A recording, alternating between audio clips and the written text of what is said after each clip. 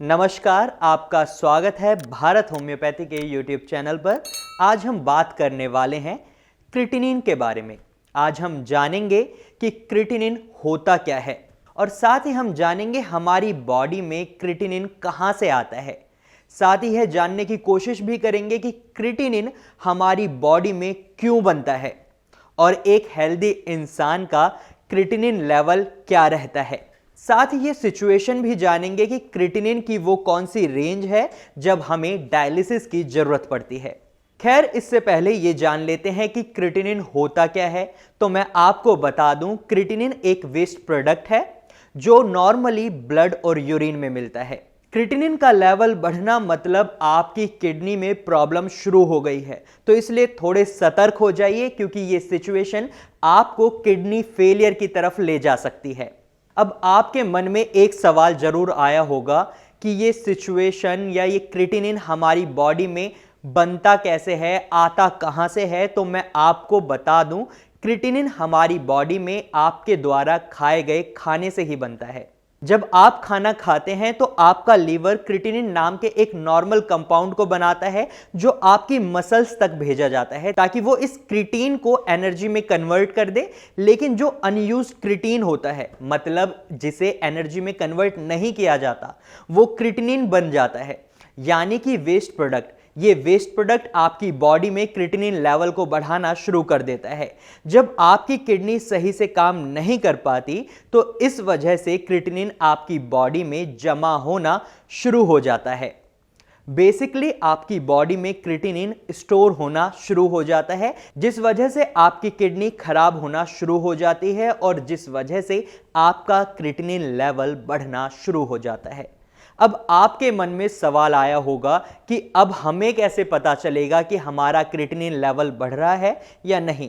तो मैं आपको बता दूं, इसके भी संकेत होते हैं। जब आपका क्रिएटिनिन लेवल बढ़ता है तो आपकी बॉडी आपको कुछ इशारे करती है या आपको कुछ संकेत देती है जिन्हें आप अक्सर नजरअंदाज कर देते हैं, लेकिन ऐसा करना आपके लिए हानिकारक हो सकता है। तो ये संकेत कुछ इस प्रकार हैं, जैसे कि आपके यूरिनेशन प्रोसेस में काफी बदलाव देखने को मिलते हैं। आप देखेंगे आपकी यूरिन प्रोसेस में आपकी यूरिन की फ्रीक्वेंसी काफी बदल जाएगी। आपको बार बार यूरिन आएगा या फिर ऐसा भी हो सकता है कि आपको यूरिन आएगा ही नहीं। जब आप यूरिन करते हैं तो आपको पेन भी महसूस हो सकता है। जब आप यूरिन करते हैं तो आपके यूरिन में फोमिनेस और बबल्स आपको सामने नजर आ सकते हैं और आपके यूरिन में ब्लड भी आ सकता है। सेकंड सिम्टम है आपके मसल्स में क्रैम्प आना, मतलब आपको आपके मसल्स खिंचे खिंचे महसूस होते हैं, आपको पेन महसूस होना शुरू हो जाता है, आपको जल्दी थकान महसूस होती है। यह भी एक हाई क्रिएटिनिन लेवल का एक सिम्टम है। जैसा कि मैंने आपको अपनी पिछली वीडियो में बताया था कि एक एरिथ्रोपोएटिन नाम का हार्मोन होता है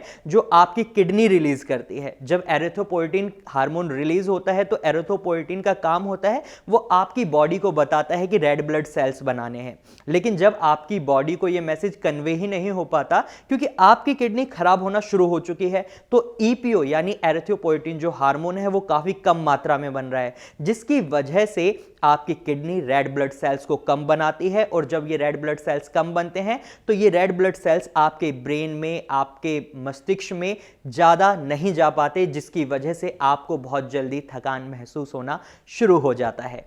आपको ठंड लगना और उल्टी आने जैसी सिचुएशन भी देखने को मिल सकती है जब आपका क्रिएटिनिन लेवल हाई होता है।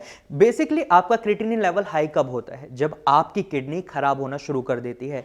तो जब आपकी किडनी खराब होना शुरू करती है तो किडनी खराबी के भी मैंने आपको सिम्टम्स बताए थे, अगर आपको याद होगा तो उसमें ठंड लगना और उल्टी आना बहुत इंपॉर्टेंट सिम्टम था। साथ ही आपको पैरों में और एड़ियों में सूजन नजर आ सकती है क्योंकि जब आपकी किडनी खराब होना शुरू होती है तो जो फ्लूइड होता है, वेस्ट मटेरियल होता है, एक तरीके से वेस्ट मटेरियल क्रिएटिनिन भी होता है, लेकिन काफी तरीके के वेस्ट मटेरियल्स होते हैं जो हमारी किडनी फिल्टर करती है। उन्हीं में से कुछ वेस्ट मटेरियल्स जमा हो जाते हैं जिस वजह से हमारे शरीर में हमें सूजन दिखने को मिलती है। तो ये तो बात हुई संकेतों की कि ये संकेत हमें हाई क्रिएटिनिन लेवल होने पर दिखते हैं। लेकिन अब जान लेते हैं क्रिएटिनिन लेवल के बारे में। आखिर क्रिएटिनिन लेवल को कैसे समझ सकते हैं? सिंपली आप इसे इस तरीके से समझ सकते हैं कि अगर आपका क्रिएटिनिन लेवल 0.6 से 1.1 मिलीग्राम पर डेसीलीटर है तो आपकी किडनी प्रॉपर हेल्दी किडनी है, आपको कोई टेंशन लेने की जरूरत नहीं है। अगर आपका क्रिएटिनिन लेवल 1.2 है तो आपकी किडनी लगभग 30% खराब हो चुकी है। इस तरीके से आप समझ सकते हैं कि अगर आपका क्रिएटिनिन लेवल 0.6 से 1.1 मिलीग्राम पर डेसीलीटर है तो आपकी किडनी हेल्दी है। काफ़ी लैब्स की रिपोर्ट्स में आप देखेंगे 0.6 से 1.2 भी होता है, तो ये लैब टू लैब डिफर करता है, लेकिन क्रिएटिनिन लेवल की एक कॉमन रेंज अगर हम अपने अकॉर्डिंग लें तो हमारी नॉर्मल रेंज 0.6 से 1.1 मिलीग्राम पर डेसीलीटर है।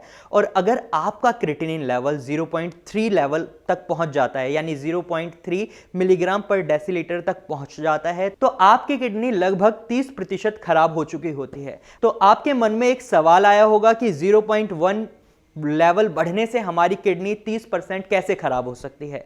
तो मैं आपको बता दूं, आपकी किडनी में एक कैपेबिलिटी होती है कि जब आप कुछ भी खाते हैं या कुछ करते हैं, आपकी बॉडी के एनवायरनमेंट के अकॉर्डिंग आपकी किडनी ढलना चालू कर देती है। जैसे आपने फॉर एग्जांपल हम ये भी ले सकते हैं कि अगर एक व्यक्ति अपनी किडनी किसी को डोनेट कर देता है तो वो उस व्यक्ति की एक ही किडनी उसकी 2 किडनियों जितना काम कर रही होती है। कैसे? बिकॉज आपकी किडनी में ये कैपेबिलिटीज होती है कि वो आपकी बॉडी के अकॉर्डिंग अपने आप को ढाल लेती है। लेकिन जब सिचुएशन खराब होने लगती है तो स्टार्टिंग में क्या होता है, आपकी किडनी उस सिचुएशन के अकॉर्डिंग अपने को ढालती है। सपोज आपकी किडनी खराब होना शुरू हो चुकी है, लेकिन किडनी को पता है कि वो खराब हो रही है, उसके कुछ फंक्शंस डाउन हो रहे हैं, तो दूसरे फंक्शंस अपनी कैपेबिलिटीज बढ़ा लेते हैं। किडनी अपनी कैपेबिलिटीज को बढ़ाती है। वहीं दूसरी तरफ जहां किडनी खराब हुई है वो पार्ट तो खराब ही रहा ना।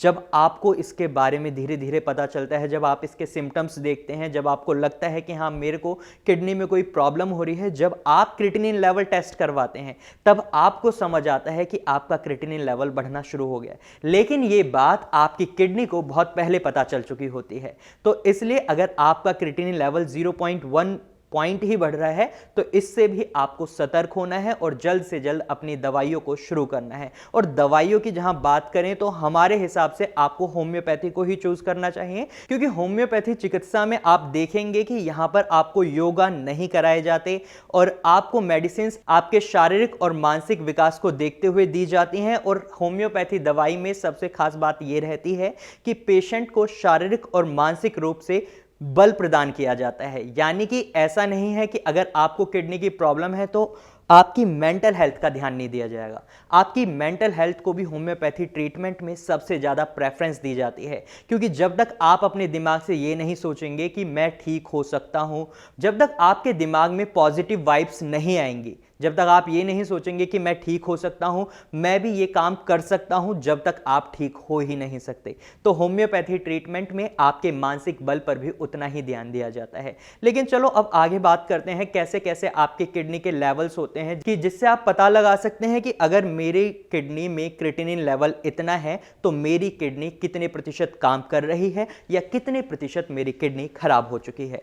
जैसे कि मैंने अभी आपको बताया, अगर आपकी किडनी का लेवल 1.3 मिलीग्राम पर डेसीलीटर पहुंच चुका है तो आपकी किडनी 30% तक खराब हो चुकी है। वहीं हम आगे बात करें, अगर आपका क्रिएटिनिन लेवल 1.3 से 2.2 लेवल तक पहुंच चुका है तो इसका मतलब है आपकी किडनी लगभग 40% तक खराब हो चुकी है। इस सिचुएशन को हम ये भी कह सकते हैं कि आपकी किडनी 60% काम कर रही है। और वहीं जैसे जैसे आपका क्रिएटिनिन लेवल बढ़ता है, जैसे अब आपका 1.3 से हमने 2.2 का एक रेंज ली थी उसमें बताया, और उसी तरीके से जब आपका क्रिएटिनिन लेवल 3.2 तक पहुंचता है तो आपकी किडनी की एफिशिएंसी 50% तक रह जाती है। ऐसे ही जब आपका क्रिएटिनिन लेवल 4.2 तक पहुंचता है तो आपकी किडनी की एफिशिएंसी 40% तक रह जाती है। और उसी तरह जब आपका क्रिएटिनिन लेवल 5.2 पहुंचता है तो आपकी किडनी की एफिशिएंसी सिर्फ और सिर्फ 30% रह जाती है। लेकिन जब आपकी किडनी धीरे धीरे खराब होना शुरू कर देती है तो क्रिएटिनिन लेवल बढ़ जाता है, और जब आपका क्रिएटिनिन लेवल 8 तक पहुंच जाता है या 8 से ज़्यादा पहुंच जाता है तो ये सिचुएशन होती है जब आपको डायलिसिस की ज़रूरत पड़ती है। डायलिसिस की ज़रूरत जब आपका क्रिएटिनिन लेवल 8 तक पहुंच जाता है, उसके बाद आपको डायलिसिस की रिक्वायरमेंट पड़ती है। लेकिन अगर आप होम्योपैथी ट्रीटमेंट को पहले से ही प्रेफर कर लेते हैं, सपोज अगर आपका क्रिएटिनिन लेवल 1.3 है या आप 2 तक भी हैं, इवन मैं ये कह रहा हूं अगर आपका क्रिएटिनिन लेवल 7 या 8 भी है, तो आप होम्योपैथी ट्रीटमेंट से उसे रिकवर कर सकते हैं। ऐसा नहीं है कि ये क्यूरेबल नहीं है, लेकिन अगर आप इतना वेट करते हैं इस ट्रीटमेंट को चूज करने में, तो आपको काफ़ी सारी प्रॉब्लम्स को फेस करना पड़ता है। ये प्रॉब्लम्स आपके लिए हानिकारक हो सकती हैं, इससे किसी का कुछ बुरा नहीं होगा, लेकिन ये प्रॉब्लम्स आपके लिए इतनी ज़्यादा हानिकारक हो जाएंगी जिसकी वजह से हमें भी, अगर आप बाद में हमारे पास आते हैं तो हमें भी कुछ कॉम्प्लिकेशंस को फेस करना पड़ेगा। लेकिन ये गारंटेड है कि आपका इलाज हो सकता है। ऐसा नहीं है कि आपका इलाज नहीं हो सकता, इलाज आपका हो सकता है। भारत होम्योपैथी पे कांटेक्ट करने के लिए आप नीचे दिए गए कंसल्टेशन नंबर्स पर कॉल कर सकते हैं। अगर आपके मन में कोई सुझाव है या कोई क्वेरी है, अगर आपको कोई समस्या लगती है अपने अंदर, जो सिम्टम्स मैंने आपको बताए हैं अभी, अगर आपको लगता है वो सिम्टम्स आप में नजर आ रहे हैं या आपके किसी रिलेटिव में नजर आ रहे हैं, तो आप फ्री ऑफ कॉस्ट हमें कॉल कर सकते हैं। हमारी टीम आपको फ्री ऑफ कॉस्ट कंसल्ट करेगी, इसका कोई भी चार्ज नहीं लिया जाएगा। उम्मीद है आपको हमारी वीडियो अच्छी लगी होगी। अगर आपको हमारी वीडियो अच्छी लगी है तो इसे लाइक करें, साथ ही इस चैनल को सब्सक्राइब करना ना भूलें। Thank you for watching.